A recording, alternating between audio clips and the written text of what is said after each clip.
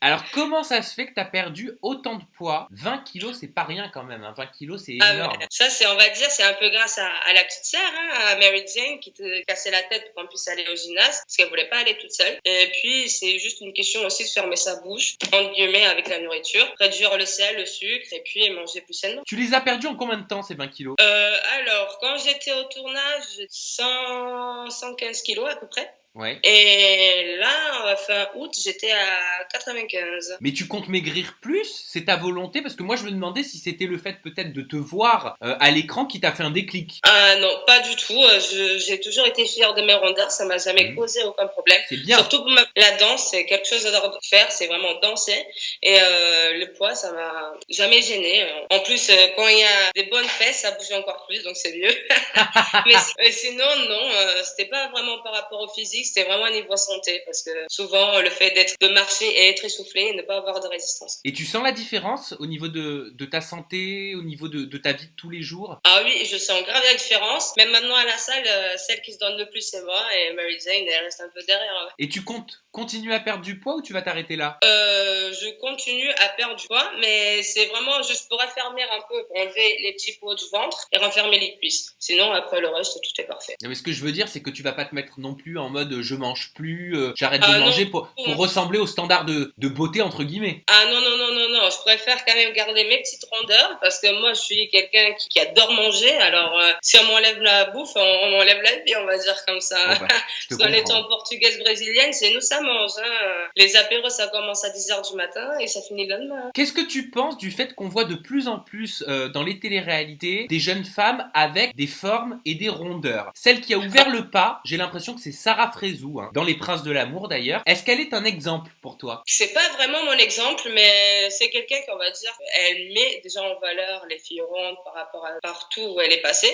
Et puis déjà, elle a pas mal perdu de poids. Donc peut-être, oui, ça peut être un exemple pour certaines, mais pour moi, ce n'est pas un exemple. Mais j'ai rien contre la petite, hein, je la connais pas forcément. Moi, je lui souhaite que du bonheur et qu'elle réussisse dans sa vie. Mais c'est vrai que pour certaines filles qui ont du mal à s'assumer, à voir mettre juste un t-shirt, juste un tout petit peu moulant, alors qu'elles ont juste un tout petit peu de plus de ventre que les autres, ça peut les gêner. Moi, je dis que c'est très bien de pouvoir mettre en valeur des femmes rondes.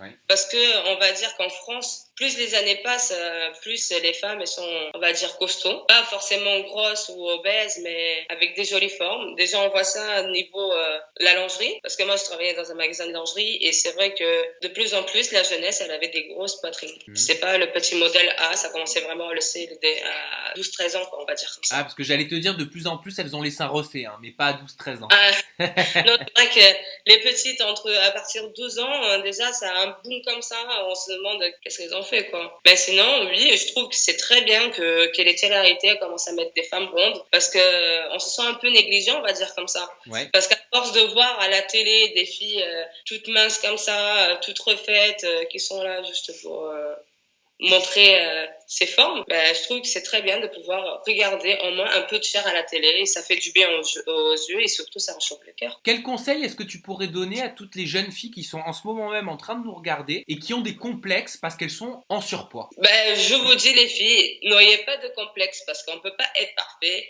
et le plus important c'est de s'accepter comme on est et garder le peps, garder vraiment l'envie de tout casser parce que ce n'est pas parce que les autres ils disent que t'es grosse que tu es forcément. Juste aime-toi comme tu es, même si t'as 10 kilos à perdre, 20 kilos à perdre, ou si t'as rien du tout à perdre, aime-toi comme tu es et juste dis-toi que t'es merveilleuse, t'es belle, t'es magnifique et tant que tu t'aimes, les autres ils pourront t'aimer. Tu as eu, toi, étant plus jeune, des moments, des périodes difficiles, des moments où tu t'es remis en question, ou des moments où tu souffrais par rapport à ton poids ou à l'image que tu pouvais projeter?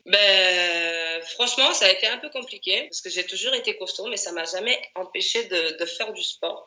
J'aimais pratiquer de la natation, j'ai fait des compétitions au Portugal avec l'école où j'arrivais en première, deuxième place malgré mon physique imposant. J'ai joué au foot.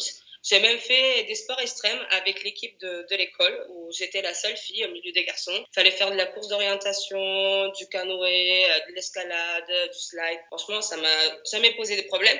Mais c'est vrai que les gens, la plupart du temps, ils sont super méchants avec les mots qu'ils utilisent. C'est oh la grosse ou la baleine. Même quand je suis arrivée en France, ça a été très compliqué parce que j'ai pris beaucoup de poids. Parce que j'ai commencé à prendre la pilule. Et c'est vrai que quand on allait à la plage en maillot, les gens, ils étaient oh la baleine, va tourne dans l'eau, vas-y, va avaler Pinocchio, un truc dans le genre. Donc c'est méchant, mais moi, ça m'attend pas. Les voix d'âne, ça n'attend pas le ciel et je crois en moi. Donc ce que les autres, ils disent, ça rentre là, ça sort par là.